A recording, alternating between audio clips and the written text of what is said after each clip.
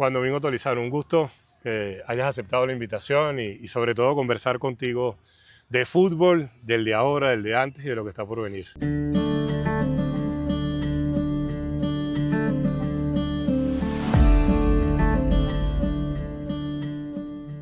Un gusto para mí estar contigo acá en tu programa, en tu espacio.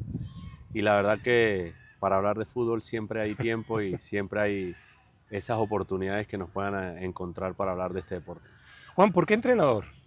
Yo sé que eres de una familia futbolera, pero Sí, ¿por qué entrenador? Porque al final todos soñamos con ser futbolistas. era la idea primaria. Había una cuestión de velocidades, de, de juego que no me permitió jugar más allá de cierto nivel. Ok, Lo más alto que pude estar fue en la Fundación Atlético San Cristóbal con la familia Chenauzi, allí digamos, en sus categorías cuando tuvieron fútbol profesional, que era segunda claro. división, estar en ese plantel, compartir allí con jugadores que llegaron y que habían jugado anteriormente. Esa fue, digamos, mi experiencia más alta en el fútbol. Ese equipo desaparece por una venta, se va a otra ciudad y bueno, no había la posibilidad de mantenerse de esa forma, así que me quedé con mi carrera de comunicación social, que justamente había conseguido el cupo en la Universidad de los Andes, también una excusa para estar ligado al juego, Sí, porque de además, alguna forma, o sea, era o el periodismo deportivo o era jugador, y empezó a salir lo de entrenador, que en el colegio que me gradué empecé a trabajar con los niños y ahí empezó a surgir la posibilidad de trabajar como entrenador. porque además es duro trabajar con niños. Hay que tener una pedagogía, una paciencia, una capacidad de transmitir un mensaje que no sé si en el momento que estás con niños ya lo proyectas para estar como profesional. Bueno, cuando formé mi academia, el ensayo de error era los más pequeños de la academia Ok, y los más grandes. ok, Los más grandes para esos inventos de entrenador o la parte táctica, hacer trabajos, inventar cosas, copiar claro. o realizar cosas que veía en otros lugares. Y los más pequeñitos porque si logras que un grupo de niños de 4 o 5 años te presten atención durante 1 hora y media, vas a poder convencer a un grupo de adultos. Entonces, bueno, por ahí era la idea. San Cristóbal era un lugar muy futbolero y te daba ese espacio para poder empezar un proyecto de estos y que te diera la posibilidad de crecer. Y bueno, tuve la posibilidad después de realizarlo, tener 320 niños, un mar de gente acompañándome en cuanto a padres, niños, compañeros de trabajo. Entonces, bueno, la verdad que fue una linda experiencia y fue una parte importante de la formación que obtuve como entrenador. Y además la Universidad de los Andes está ligada al fútbol, porque es que la región andina es fútbol puro. Totalmente. No hay espacio para otra disciplina deportiva. Hemos tenido básquet, Sí, en algún momento el fútbol sala, claro. cuando salió el fútbol de salón era en ese Era entonces, que fútbol de salón teníamos a campeón del mundo. Guayaberos del Táchira, que Sí, jugaron todas esas figuras que fueron campeones del mundo. Hoy el gimnasio, campeones mundiales del 97, es gracias a ese logro.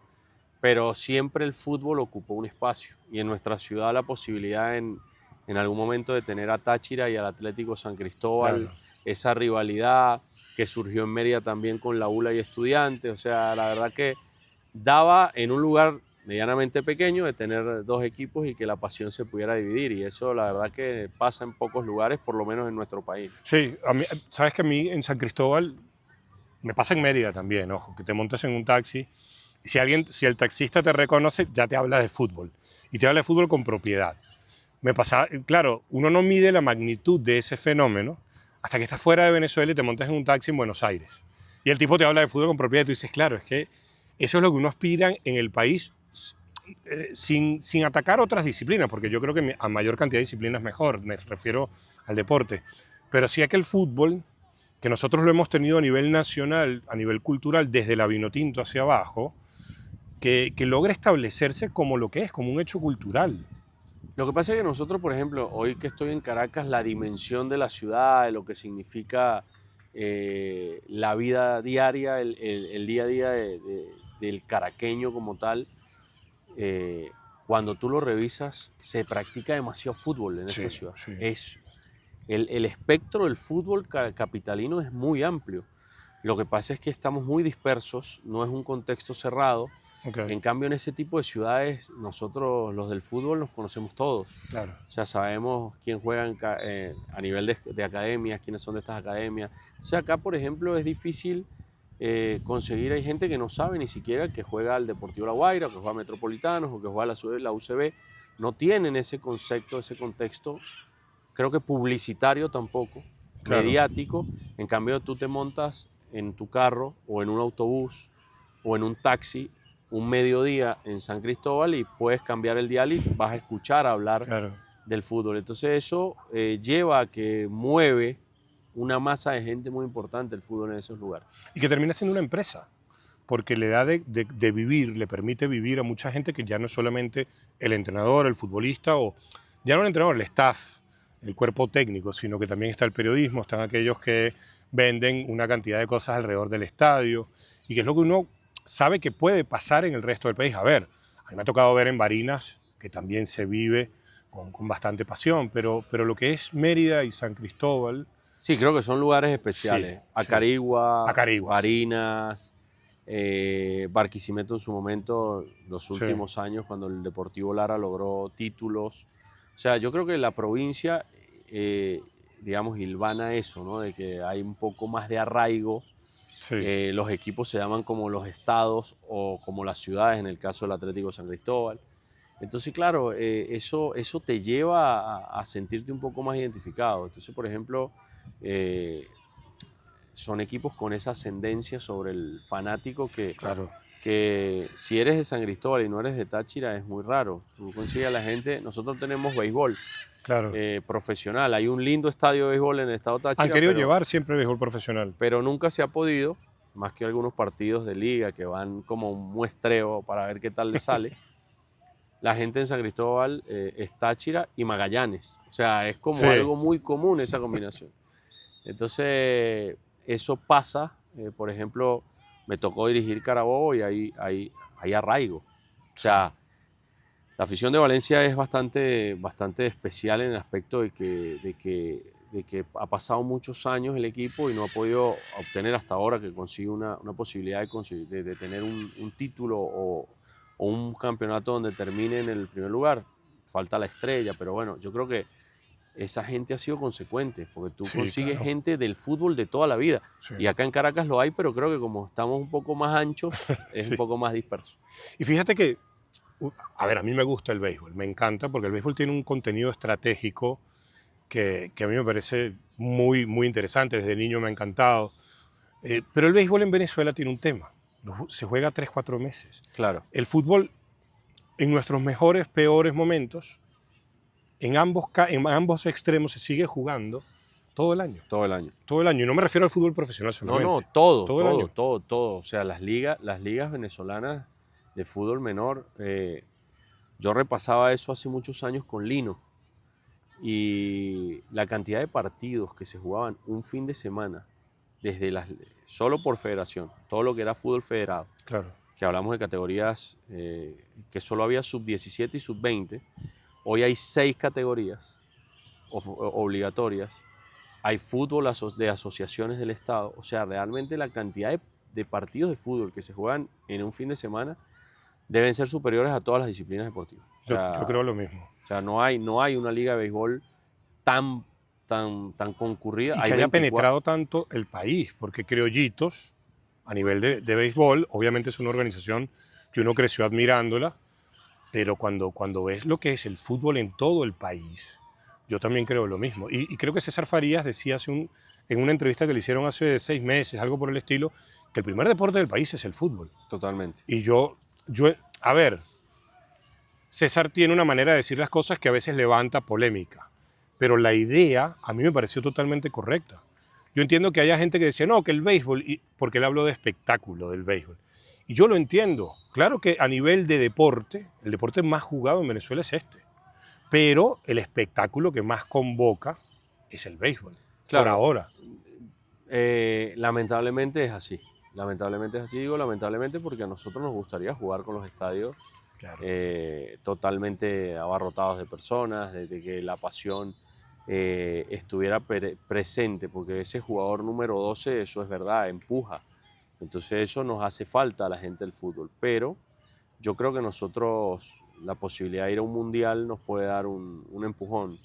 Yo creo que tú recuerdas bien, después de la Copa América, la asistencia a los estadios fue Claro. súper buena y fue un evento realizado en el país. Ahora nosotros poder ir al mundial, yo creo que hoy, no sé, pero yo creo que en cada casa por lo menos una camiseta Vinotinto hay. Y eso es crecimiento, digamos, en cuanto Claro. a ese sentido. Y eso que tú dices es tan cierto. Yo recuerdo la Copa América del año 93, la que el Pochito Echenauzi le hace el gol del empate A Estados Unidos. a Estados Unidos, aquel partido, Venezuela con expulsados. Que te digo una anécdota A contada ver. por él. Él cruzó toda la cancha para gritar el gol porque su papá estaba del otro El lado. Pocho. Sí, fue a gritarle el gol a su familia. Un taxista en Buenos Aires un día me dice, ¿tú eres venezolano? Le digo, sí. Yo tengo un gran amigo que vive en Venezuela, el Pocho Echenauzi. Era como, volvemos al Sí. tema de la cultura futbolística. Y mi familia no era de ver mucho fútbol venezolano. Veían béisbol, obviamente veían los mundiales. Y yo recuerdo, como si fuera ayer esa Copa América, estarla viendo y gritar el gol del Pochito Echenauzi en el año 93. Yo tenía 16 años. Y así habrá sido mi grito que mi padre se emocionó. Mi padre estaba ahí viéndolo, pero no era tan futbolero. Y se emocionó. Y digo, ok, y eso fue un gol a los Estados Unidos en una fase de grupos en Copa América. Para un 3-3. Para un 3-3. Si Venezuela va a un mundial, yo también creo que va a haber un impulso. Lo que uno lamenta es que necesitemos de ese impulso para Totalmente. que haya más cultura y más arraigo, ¿no? Lo que pasa es que hoy el acercamiento ha sido hacia la selección. O sea, el fanático, tú ves los partidos de la selección y ves abarrotado el estadio. No importa la selección con la que juegue hoy en día. Sí. Hoy juegas con cualquiera y el estadio está a su capacidad total. La difusión del partido es muy amplia. Entonces nosotros necesitamos que eso se traslade al fútbol local. De alguna forma tiene que suceder. No soy quien para proponer una idea, ¿no? Pero sí me gustaría que eso suceda porque el fútbol lo necesita. El fútbol en todos los contextos.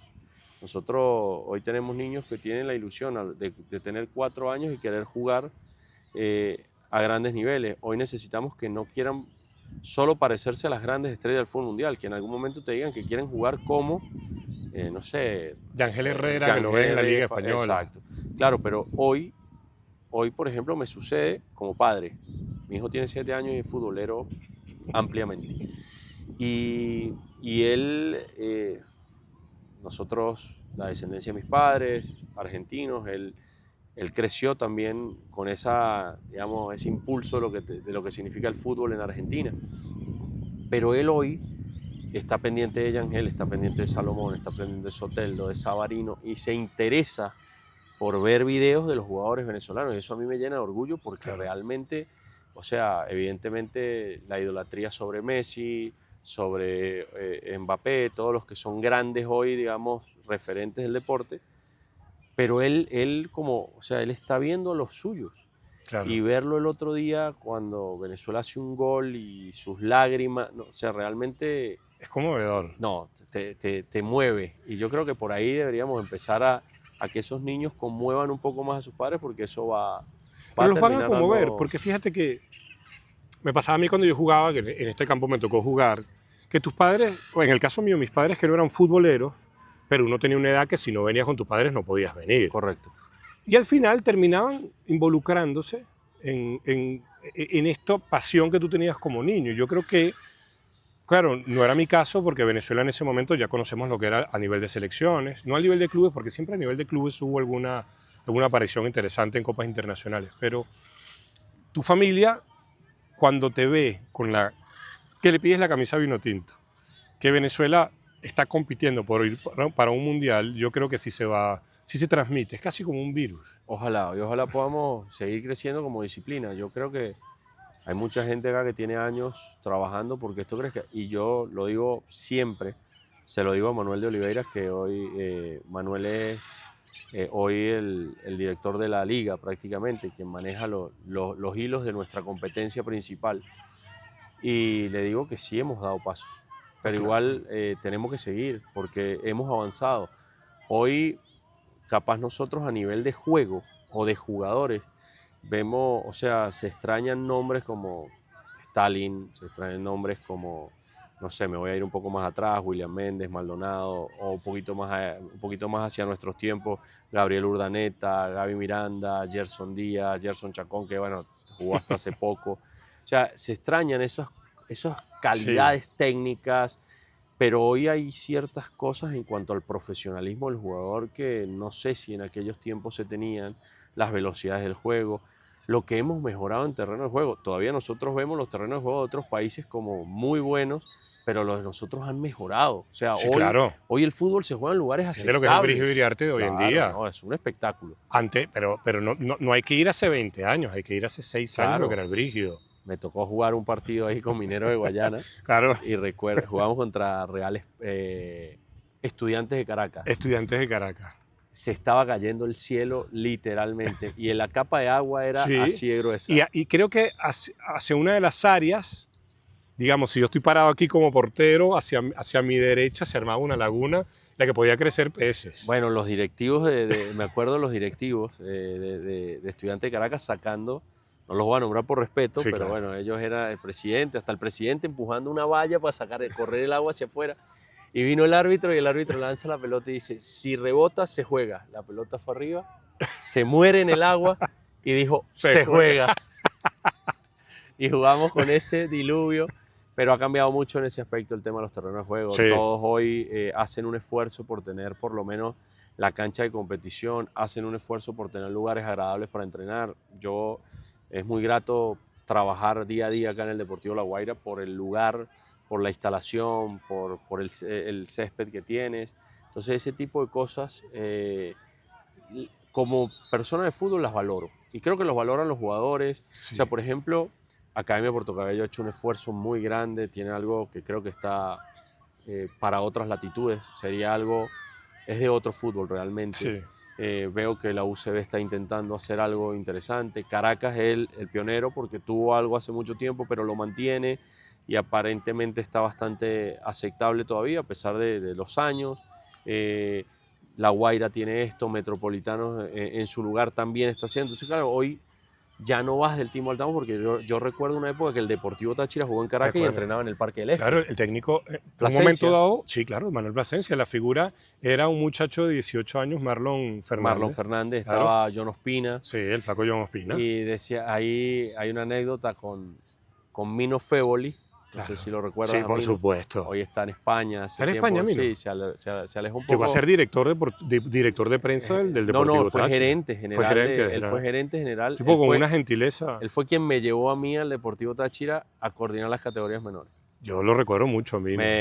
Soy un agradecido a él porque me enseñó muchas cosas, no solo de fútbol, sino de la vida. Una persona sumamente espectacular como persona y después como dirigente de fútbol, de esos que estaban en todo. Y eso, la verdad, que a él le generaba ese don de poder seguir adelante. Pero te cuento, para no desviarme lo de Plasencia, Plasencia en esa época decía que hizo un Táchira de tachirense. Esa era claro. Eran muchos tachirenses.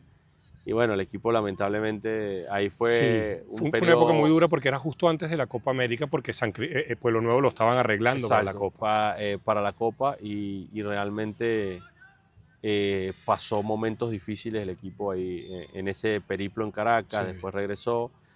Pero esa idea de Plasencia, de un Táchira de tachirenses, ha costado.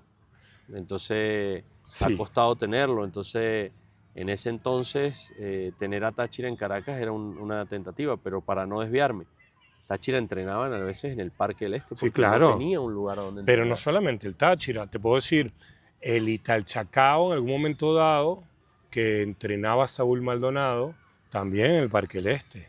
Y muchos otros equipos. Y viniendo nomás en el tiempo, en la Guacamaya en algún momento entrenaban varios equipos. Entraba uno a las 7, el otro a las 9 y así iban porque realmente no habían...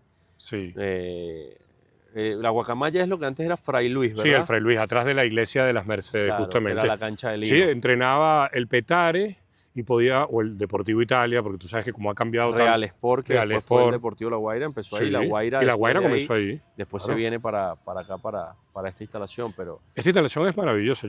Es que la recuerdo en mis tiempos de jugar para mí este campo, lunes y miércoles a la noche, era un tipo muy querido del fútbol que era el Gordo Rabel.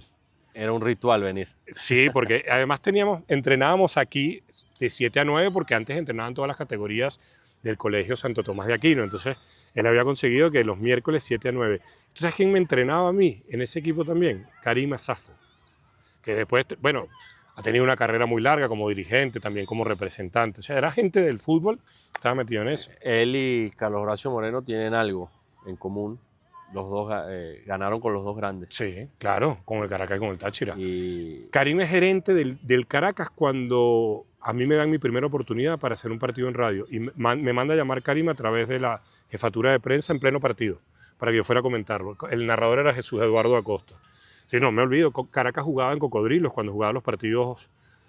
A ver, esto es obviamente antes de la Copa América, esto habrá sido 2004, 2005. claro, ¿Te acuerdas de ese Caracas que incluso Cata Roca, en paz descanse, llega a dirigirlo algunos partidos? Que lo dirige un técnico, Barrabás Gómez, comienza Barrabás la temporada, sí, sí. Mira cuánta historia estamos no, hablando. hay tela para cortar. Pero quiero preguntarte algo, porque no quiero olvidarme. El día que ganas con el Deportivo La Guaira, que quedas campeón, hay dos detalles que a mí me quedan. Hablas obviamente de Daniel Farías, le dedicas el triunfo y hablas de que te quieres encontrar con él en una final porque sabes, además tienes esa relación de amistad. Y hablas de alguien que no está presente y que yo me atrevo a pensar que era el Lino Alonso.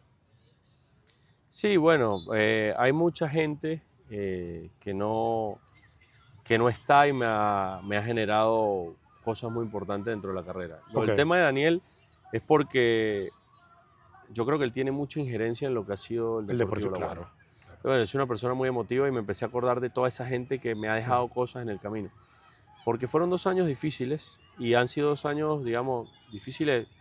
No soy yo para marcar la dificultad de la carrera de otro, ¿no? De otro entrenador. Pero siento que a nosotros nos tocó ir afuera y nos tocó pelearla y después son un par de años sin poder lograr el objetivo de llegar a concretar algo. Entonces, claro, me nombré a toda la dirigencia y me acordé de Daniel porque resulta que esta instalación tiene mucho que ver con él, o sea, todo lo que el equipo formó. Entonces, bueno, y después hay varias personas que me han marcado, que hoy no están. Claro. Lino, Carlos Horacio Moreno. Son para mí dos personas que me han marcado mucho. En ese entonces, después se genera, vienen los chistes y vienen las bromas acerca de que, bueno, soy un llorón terrible cada vez que me conmueven mucho los sentimientos, pero yo soy muy natural para hablar. Pero No las preparo. emociones demuestran que uno es humano. No, claro, pero no, que lo que te Yo quiero entiendo lo decir que dices, es que la pero gente después me decía, coño, pero tú no tienes mamá, tú no tienes papá, tú no tienes hijos. Ellos están más, por demás de nombrarlo. Para mí claro, hay dos cosas que está sobreentendida en mi vida. Quien me acompaña y mi familia. claro. Y mi familia sabe que todo lo que yo logre es para ellos y quien me acompaña es mi cuerpo técnico. O sea, hoy el cuerpo técnico es mi segunda familia. O sea, con ellos es algo que es más que agradecimiento, porque este logro es más de ellos que mío, porque ellos trabajan mucho más que yo. O sea, esa es la realidad. Yo soy un favorecido de todas sus capacidades. Entonces, se me dio quedó grabado, quedó muy bien y bueno, realmente es un agradecimiento a Daniel que este club tenga los jóvenes también que tiene, porque él también sembró una semilla y una persona que generó mucho en este club también. Entonces, bueno, todas esas personas que han aportado en mi carrera y en el crecimiento de este club, yo quería como hacerlo notar en esa nota que me hicieron post partido. Fíjate que hablas de tu cuerpo técnico y era una de las cuestiones que quería precisamente preguntarte, ¿no? Cuando armas un cuerpo técnico, ¿qué buscas? El primer cuerpo técnico que armé por mi juventud, busqué la manera de rodearme de amigos. Ok, es lógico. Era muy nuevo en esto, Lotería del Táchira, era mi grupo más cercano de amigos. Ahí está mi asistente, es uno de mis grandes amigos de la vida, que es Eder Mancilla. Gerardo Colmenares, quien era preparador físico y habíamos tenido amistad de muchos años por el fútbol. Y después empecé a rodearme con Iván Ramírez, nombres que hoy en el fútbol no están. Claro. Orlando Pulido, o sea, eran mis amigos. Ok. El primer cuerpo técnico de Iván Ramírez, Rafael Ramírez. Rafael Ramírez llegó a ser hasta la mascota del equipo en algún partido. Faltó la mascota, él se calzó el traje. O sea, me ayudaban en lo que podían. Adentro de la cancha éramos Mancilla, el preparador físico y yo. Claro.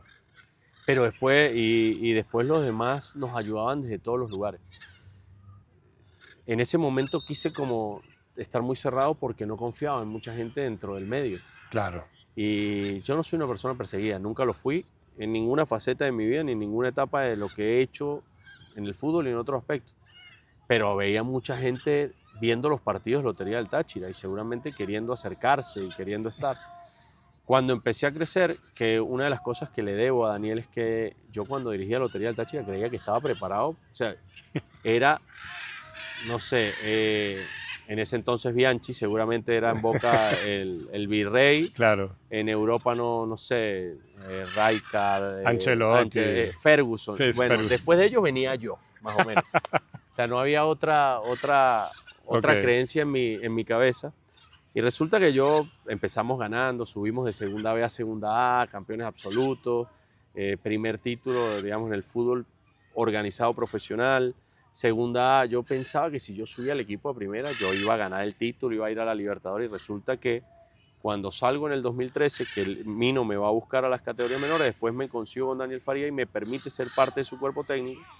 Y ahí me di cuenta que me faltaban un sinfín de cosas para poder dirigir en primera división. Okay. Y bueno, ahí vino un gran aprendizaje que me lo dijo Lino Alonso la primera vez que estando en Táchira pude coincidir con él. Para ser un buen entrenador tienes que ser el mejor asistente. Y a mí eso me marcó. Y yo traté de ser el mejor asistente posible de los dos entrenadores que pude asistir, que es Daniel Farías y Carlos Horacio Moreno. Y traté de hacer lo humanamente posible, cometiendo equivocaciones. Equivocaciones como por ejemplo, en un trabajo él me permitía trabajar el ataque, capaz ni se acuerda Daniel. Entonces jugábamos con Zamora. Okay. Entonces yo era parte del análisis de video y él me permitía hacer ciertos trabajos. O sea, él preguntaba, ¿qué podemos hacer aquí? Vamos a plantear un trabajo para esto. Entonces nosotros planificábamos, estaba Pedro de Pablo, estaba Champio Marcano, Patón, era un cuerpo técnico amplio, Patón. Entonces, bueno, me tocó hacer a mí un trabajo de ataque y yo confundo a Galeso con Semperena. Semperena se había ido, el uruguayo, y yo en el entrenamiento ahorita, porque ellos tienen a Semperena, y ya se había ido. Y claro, lo confundí de nombre, sabía que era uno de los dos, que era el que estaba. Claro. Y en el medio del trabajo me llama y me... Galeso, Semperena se fue. Entonces, claro, de esas cosas que te generan vergüenza, pero que te equivocas trabajando. Yo entonces, al formar ese cuerpo técnico, busqué siempre gente que pueda aportarme. Okay. Yo por eso digo, por ejemplo, me acompañó mucho tiempo Luis Quintero como preparador físico. Para mí fuimos creciendo de la mano. Tenemos muy buenos recuerdos de nuestro trabajo. Bueno, me acompañó a Hermancilla, hoy no están. Mariano Rodríguez se sumó después que yo dirijo Carabobo en el 2016. Mariano dirigía la sub-16 de Carabobo y yo cuando me voy a Mineros de Guayana le digo, aprende a editar video. Yo lo visualizaba ya en ese lugar porque quería un asistente de video que entendiera el juego. Claro. Y realmente lo entendía muy bien. Okay. Y Mariano hoy se ha convertido no solo en mi mano derecha, sino en un gran entrenador, un gran ayudante de campo. Y él ha asumido hoy un rol sumamente importante en la planificación del día a día. Entonces, como se lo digo yo a mis jugadores, yo tengo hoy a Marcelo, que después de la salida de Luis, Marcelo hoy se ha convertido en un pilar importante, porque lo que atrae Marcelo Geralnik grupalmente, sí, lo que significa para el jugador Marcelo Geralnik, es algo que yo lo valoro de sobremanera y aparte lo que me aporta a mí como entrenador principal. O sea, yo la verdad tengo que agradecerle a quien me dijo, ¿por qué no lo llamas? Capaz le interesa, porque yo lo iba a llamar para que me recomendara a alguien, no para que viniera él. Y cuando me dicen, ¿pero tú crees que él quiera venir? Y el hombre se animó. Y bueno, espero que esté contento y que se pueda quedar un ratito más. Yo creo que está contento, yo creo. Entonces yo le digo a mis jugadores, que ellos son los encargados de ponerlos bien, de entrenarlos, Claro. del día a día. Y bueno, yo asumo la responsabilidad de tomar las decisiones y dirigir. Pero hoy esas dos personas, más Ederson Ramírez, que es mi preparador de arquero, son los tres bastiones que me sostienen.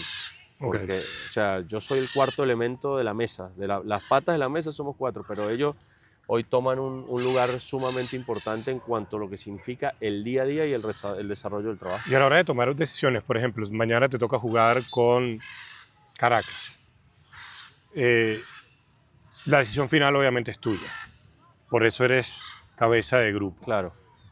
Pero los escuchas, Sí, sí. O sea, sientes que ellos te desafían, que te plantean ideas de repente en algún momento dado diferentes a las que tú tienes y eso te lleva a pensar. Es algo que les pido. Ok. Díganme lo que se les ocurra, porque a veces te dicen cosas que no te las esperabas, como a veces estamos tanto tiempo en el día a día. Ellos me plantean cosas a veces que no las visualizo. El día a día nos lleva a pensar muy similar, Claro. a ver el juego de una manera muy parecida, pero realmente lo que más me llena es que yo les planteo una idea y ellos la desarrollan laboralmente.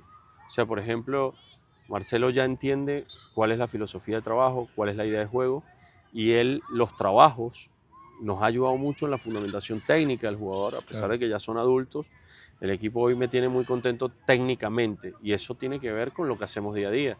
Entonces el equipo me tiene muy contento en las intensidades, me tiene contento en los perfiles y todo eso lo trabajan ellos dos. Claro. Después ya hay un punto de confianza donde nos decimos las cosas. No somos seres humanos y no todo el día podemos estar contentos y no todo el día podemos estar, digamos, Sí, de acuerdo. de acuerdo y bien. Pero realmente hemos logrado hacer una sintonía laboral bastante importante y eso a mí me genera tranquilidad. Yo me siento cómodo con mi grupo de trabajo y sé que, bueno, hoy eso dependerá de ellos cuánto tiempo me quieran acompañar, porque hoy, por mí, que se queden conmigo hasta el momento que ellos lo decidan realmente. Y es eso, dar confianza, pero realmente tener la confianza, tener la certeza de que lo que tú estás entregando te lo están devolviendo con el día a día y la capacidad que tienen cada uno de ellos, que es súper importante.